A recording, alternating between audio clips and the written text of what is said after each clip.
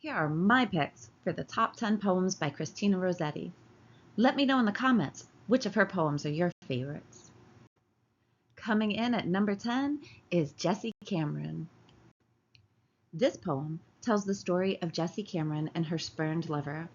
While they stand on a beach at dusk, he begs her for her love and she continues to reject him. The tide then comes in and traps them both.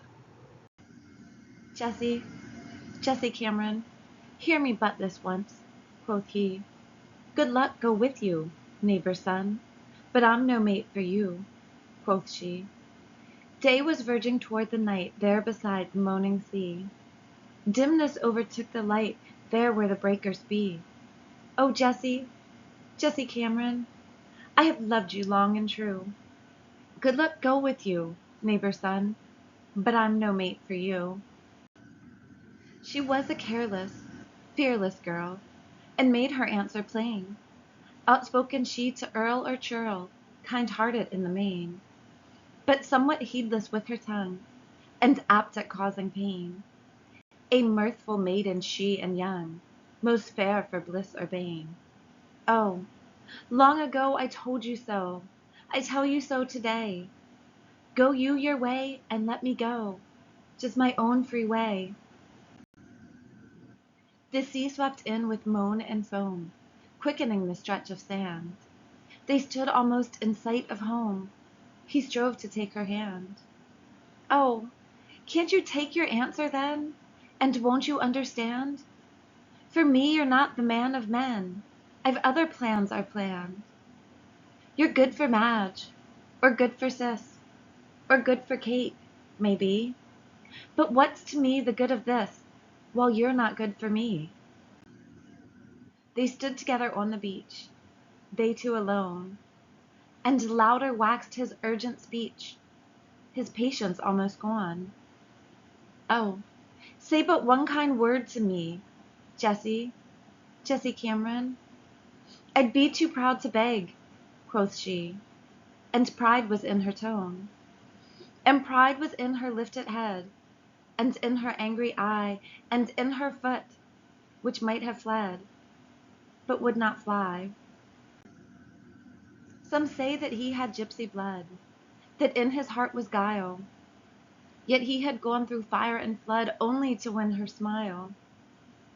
Some say his grandam was a witch, a black witch from beyond the Nile, who kept an image in a niche and talked with it the while.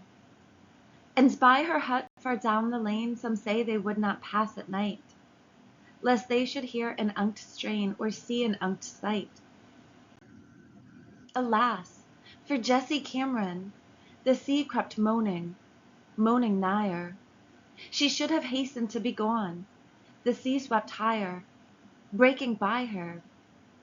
She should have hastened to her home while yet the west was flushed with fire. But now her feet are in the foam, the sea foam, sweeping higher. O mother, linger at your door, and light your lamp to make it plain. But Jessie she comes home no more, no more again. They stood together on the strand, they only, each by each. Home, her home, was close at hand, utterly out of reach. Her mother in the chimney nook heard a startled seagull screech, but never turned her head to look towards the darkening beach. Neighbors here and neighbors there heard one scream, as if a bird shrilly screaming cleft the air. That was all they heard. Jessie she comes home no more, comes home never. Her lover's step sounds at his door no more forever.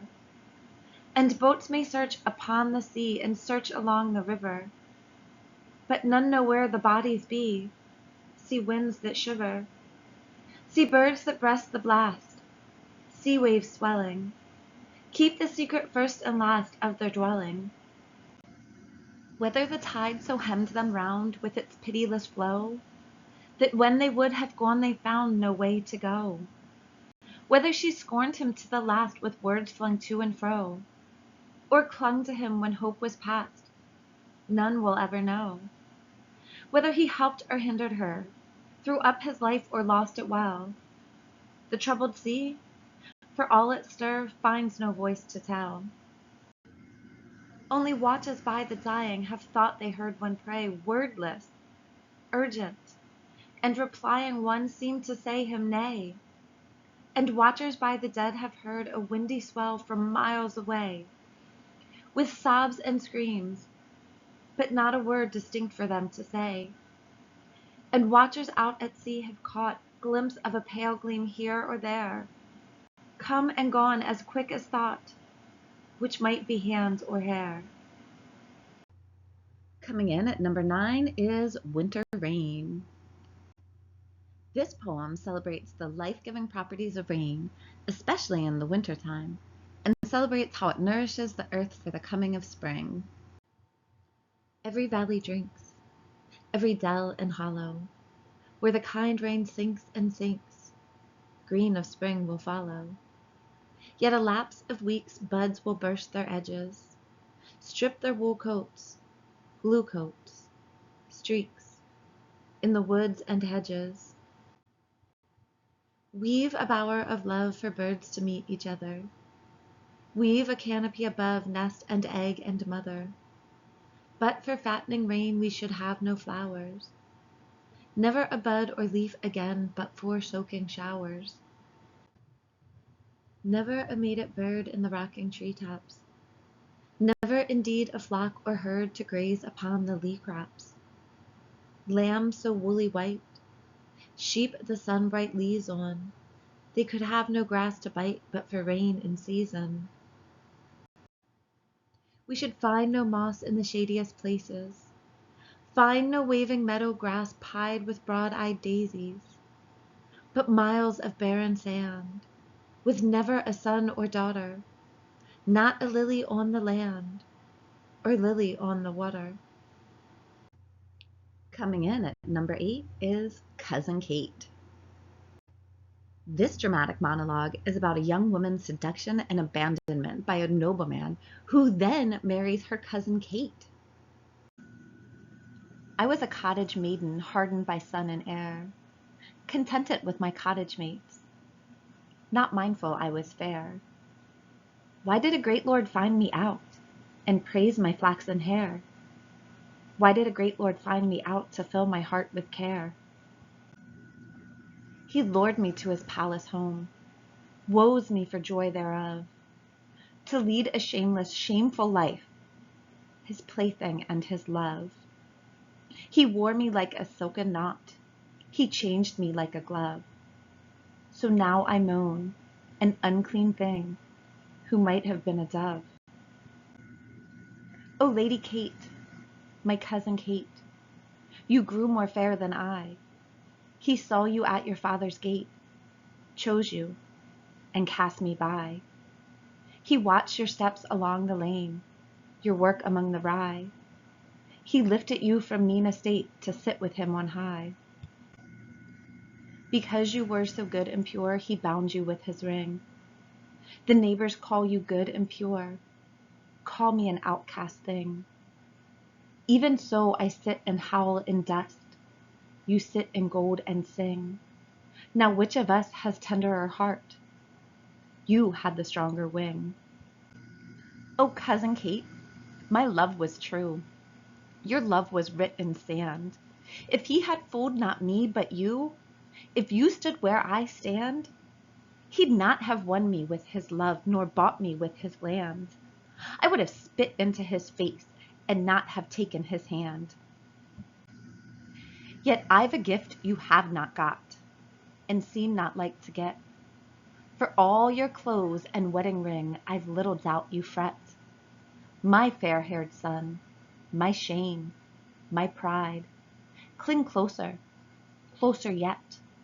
Your father would give lands for one to wear his coronet. Coming in at number 7 is Echo.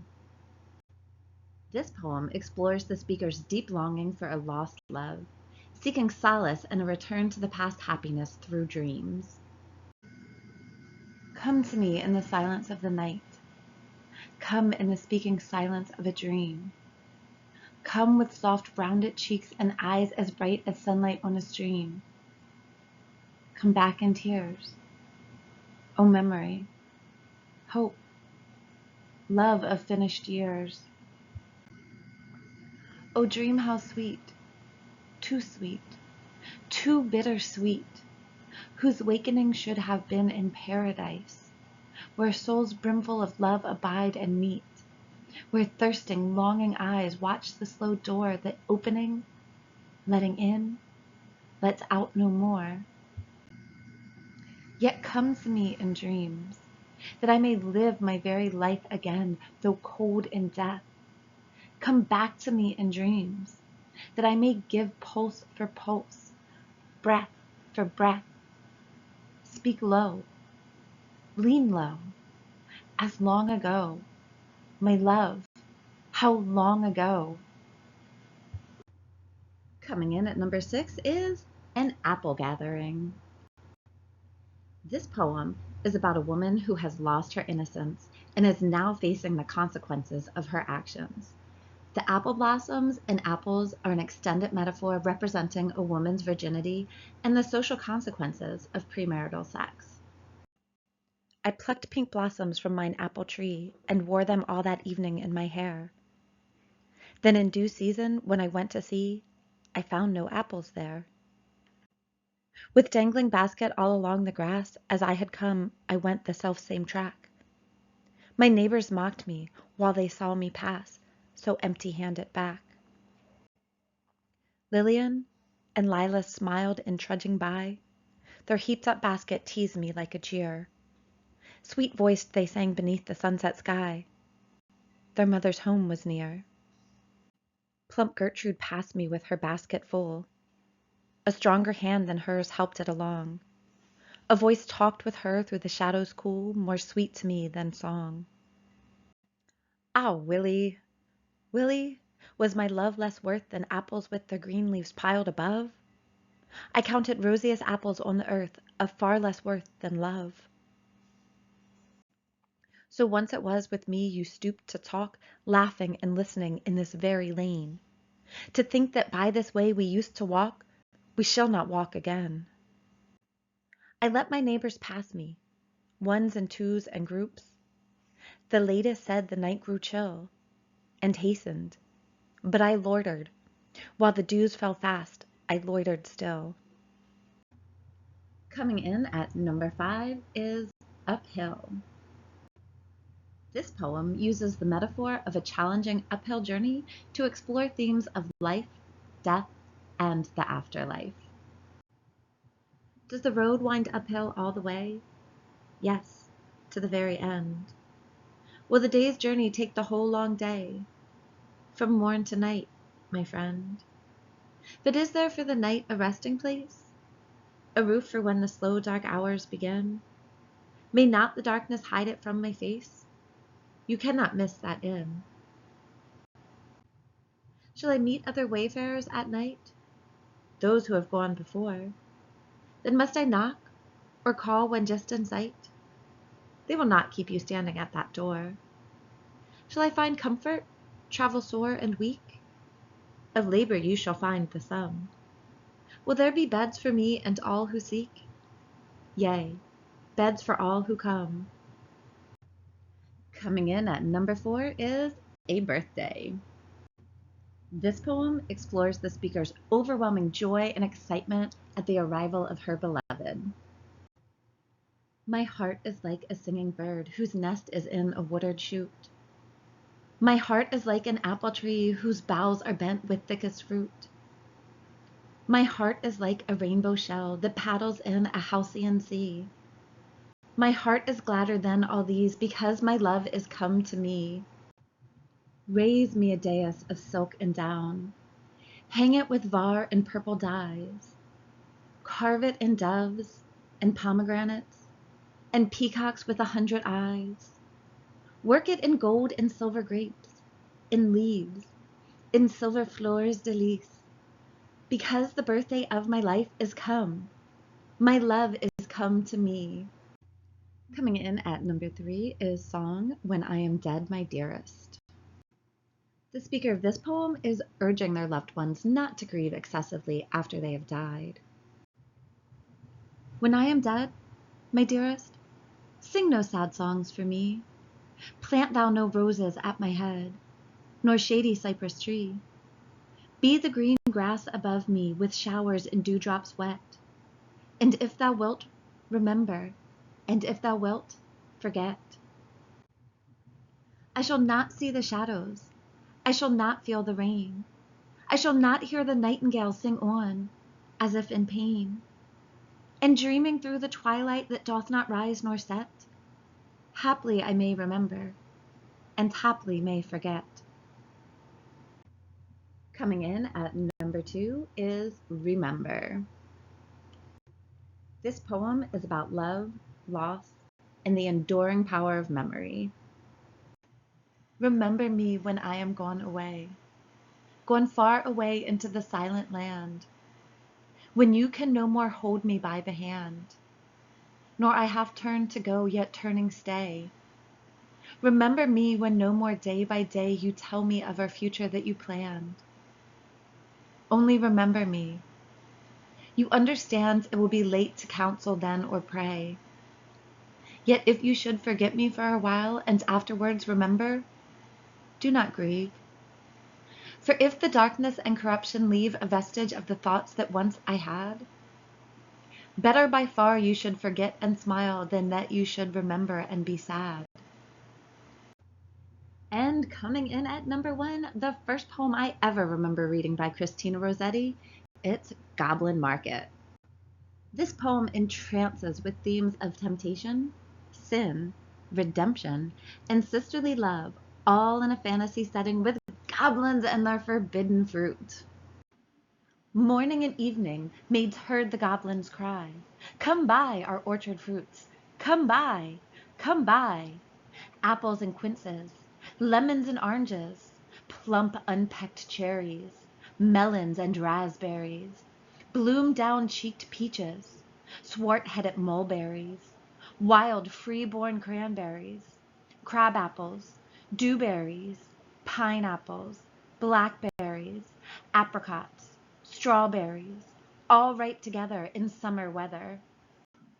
Morns that pass by, fair eves that fly, come buy, come buy, our grapes fresh from the vine, pomegranates full and fine, dapes and sharp bullaces, rare pears and greengages, damsons and bilberries, taste them and try, currants and gooseberries, bright fire-like barberries, figs to fill your mouth, citrons from the south, sweet to tongue and sound to eye, come buy, come buy.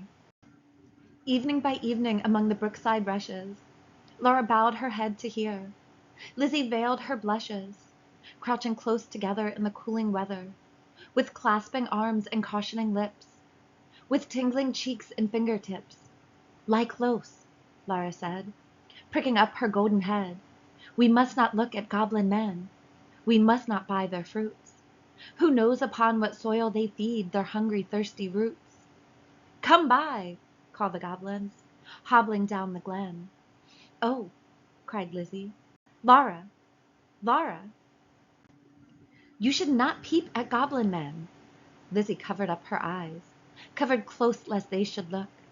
Laura reared her glossy head, and whispered like the restless brook, Look, Lizzie, look, Lizzie, down the glen tramp little men. One hauls a basket, one bears a plate, one lugs a golden dish of many pounds weight. How fair the vine must grow whose grapes are so luscious! How warm the wind must blow through those fruit bushes! No, said Lizzie, no, no, no. Their offers should not charm us. Their evil gifts would harm us. She thrust a dimpled finger in each ear, shut eyes and ran. Curious Laura chose to linger, wondering at each merchant man. One had a cat's face, one whisked a tail, one tramped at a rat's pace, one crawled like a snail, one like a wombat proud, obtuse and furry, one like a rattle tumbled hurry-scurry. She heard a voice, like voice of doves, cooing all together, They sounded kind and full of loves in the pleasant weather. Laura stretched her gleaming neck like a rush-embedded swan, like a lily from the beck, like a moonlit poplar branch, like a vessel at the launch when its last restraint is gone. Backwards up the mossy glen turned and trooped the goblin men, with their shrill repeated cry, "Come by! Come by!" When they reached where Laura was, they stood stock still upon the moss, leering at each other, brother with queer brother, signaling each other, brother with sly brother. One set his basket down, one reared his plate, one began to weave a crown of tendrils, leaves, and rough nuts brown. Men sell not such in any town. One heaved the golden weight of dish and fruit to offer her. "Come by! Come by!" was still their cry. Laura stared but did not stir, longed but had no money. The whisk-tailed merchant bade her taste in tones as smooth as honey. The cat-faced purred, the rat-faced spoke a word of welcome, and the snail-paced even was heard. One parrot-voiced and jolly cried, "Pretty goblin!" Still for "Pretty Polly!" one whistled like a bird.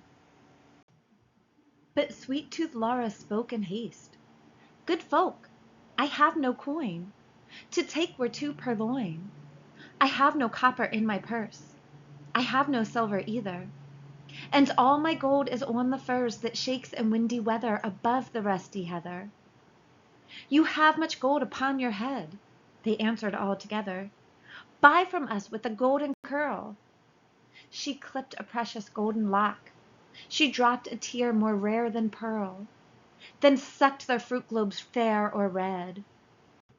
Sweeter than honey from the rock, stronger than man rejoicing wine, clearer than water flowed that juice.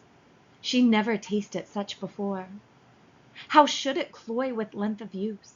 She sucked and sucked and sucked the more fruits which that unknown orchard bore. She sucked until her lips were sore, then flung the emptied rinds away, but gathered up one kernel stone, and knew not was it night or day as she turned home alone. Lizzie met her at the gate, full of wise upbraidings. "Dear, you should not stay so late. Twilight is not good for maidens. Should not loiter in the glen in the haunts of goblin men. Do you not remember Jeanie? How she met them in the moonlight, took their gifts both choice and many, ate their fruits and wore their flowers plucked from bowers where summer ripens at all hours?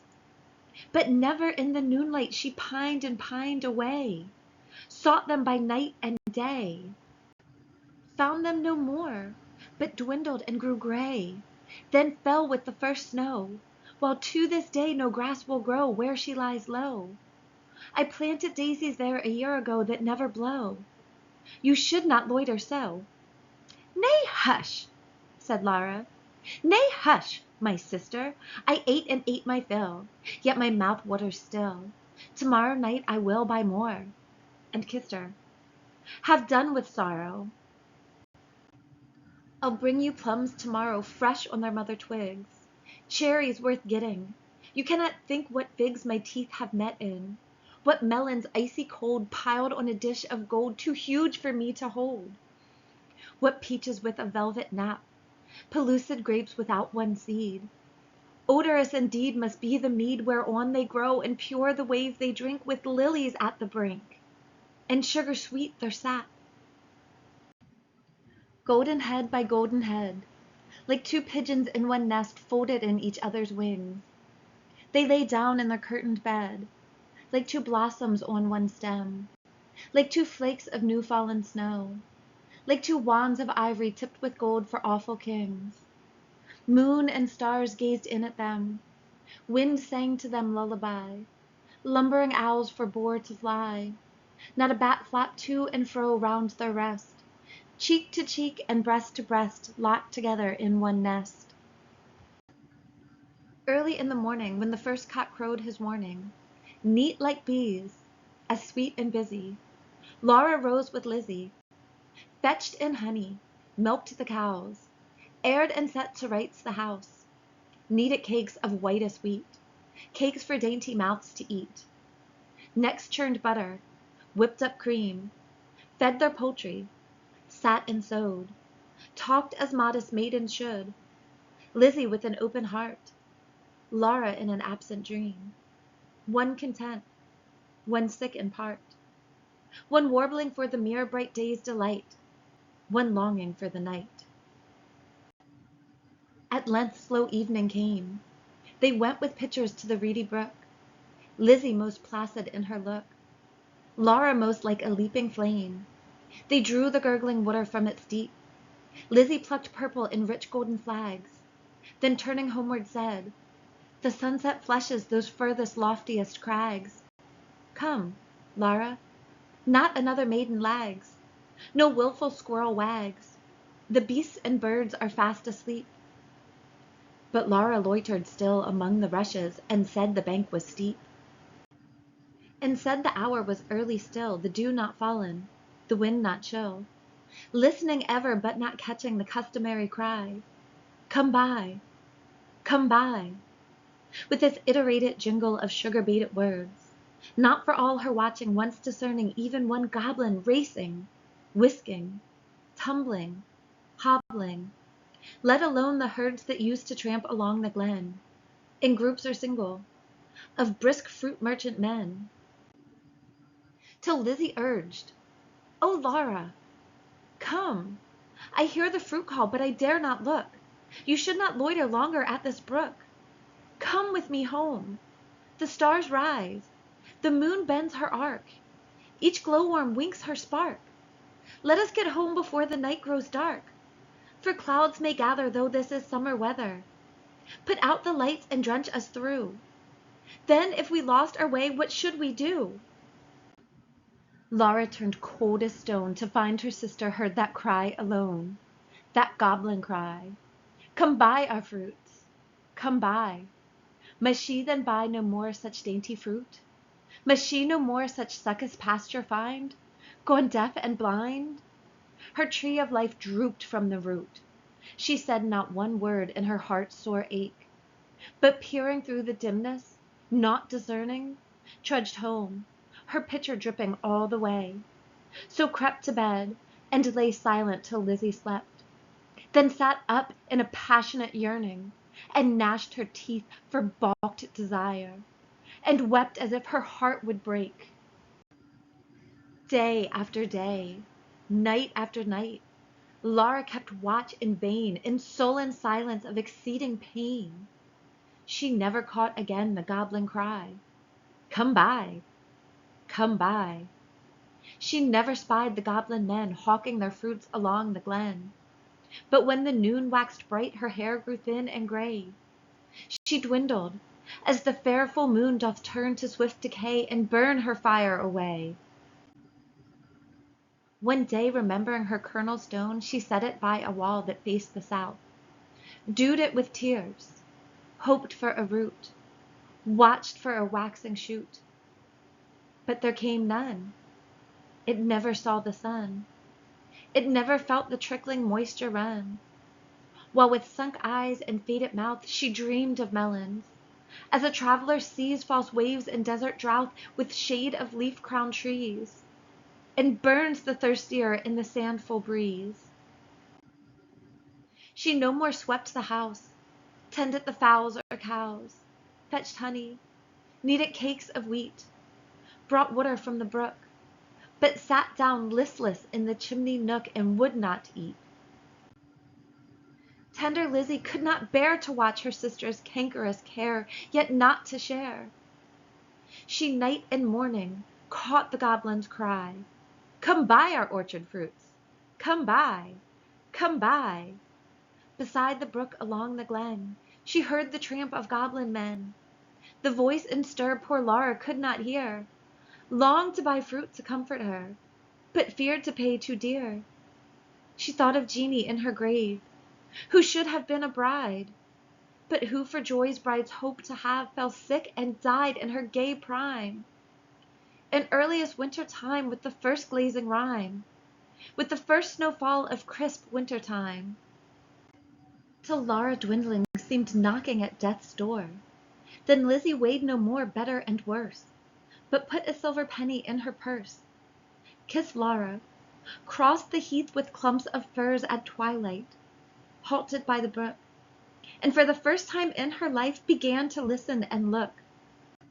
Laughed every goblin when they spied her peeping, came towards her hobbling, flying, running, leaping, puffing and blowing, chuckling, clapping, crowing, clucking and gobbling, moping and mowing, full of airs and graces, pulling wry faces, demure grimaces, cat-like and rat-like, rattle and wombat-like, snail-paced in a hurry, parrot-voiced and whistler, helter-skelter, hurry-scurry, chattering like magpies, fluttering like pigeons, gliding like fishes, hugged her and kissed her, squeezed and caressed her, stretched up their dishes, panniers and plates, look at our apples, russet and done, bob at our cherries, bite at our peaches, citrons and dates, grapes for the asking, pears red with basking out in the sun, plums on their twigs,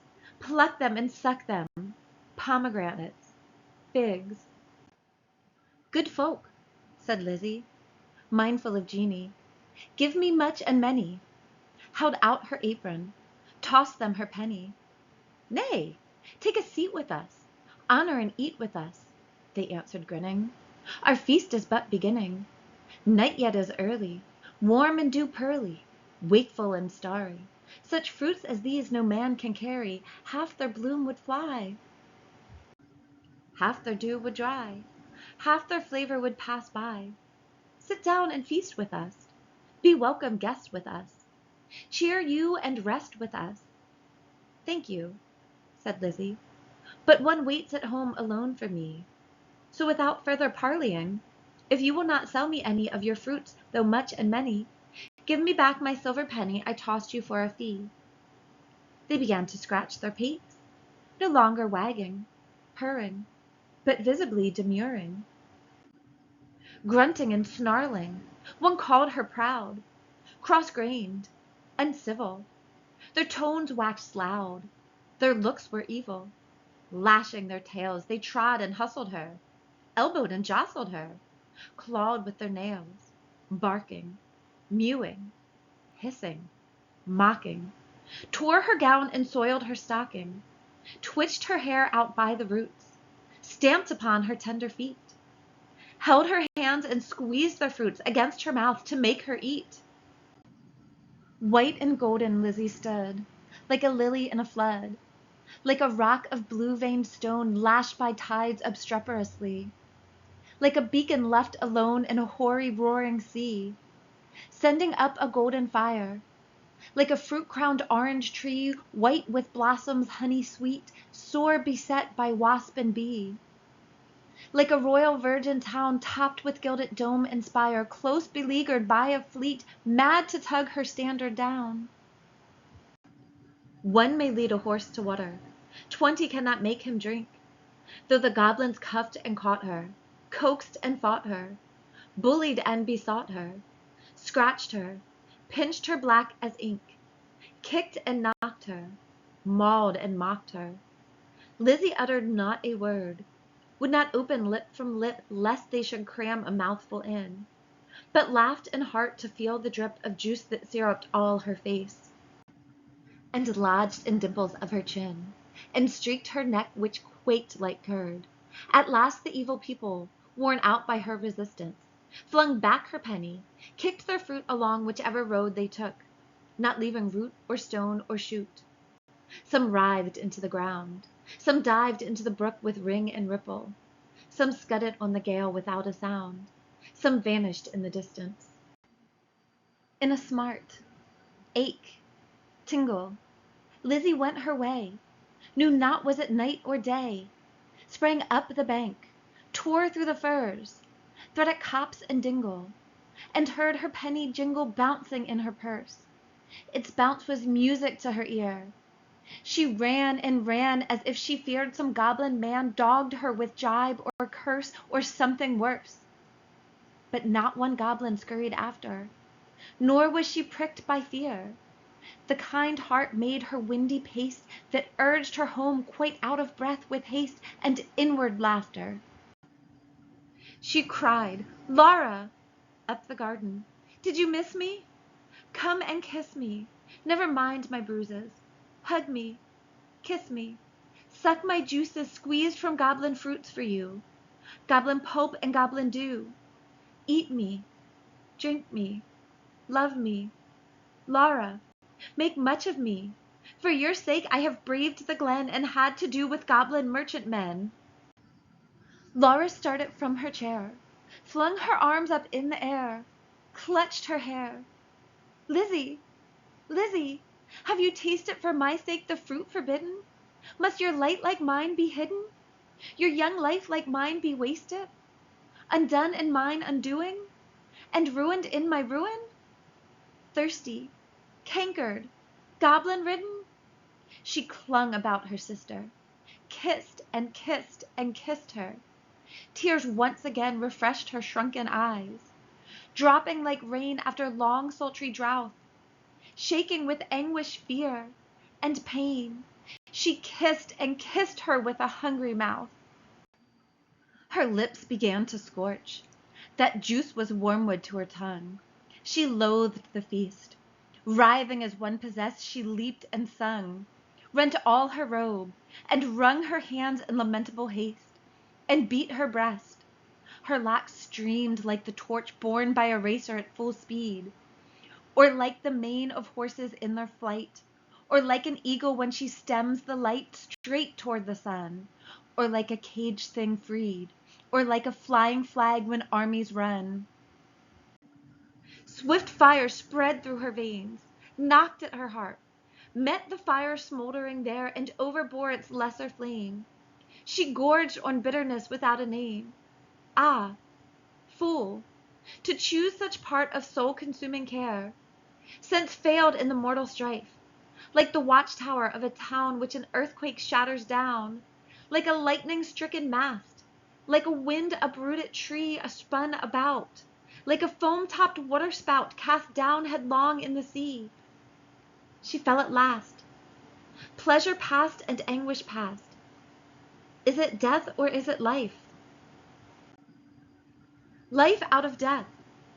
That night long Lizzie watched by her, counted her pulses' flagging stir, felt for her breath, held water to her lips, and cooled her face with tears and fanning leaves. But when the first birds chirped about their eaves, and early reapers plodded to the place of golden sheaves, and dew-wet grass bowed in the morning wind so brisk to pass, and new buds with new day opened of cup-like lilies on the stream, Laura awoke as from a dream, laughed in the innocent old way, hugged Lizzie but not twice or thrice.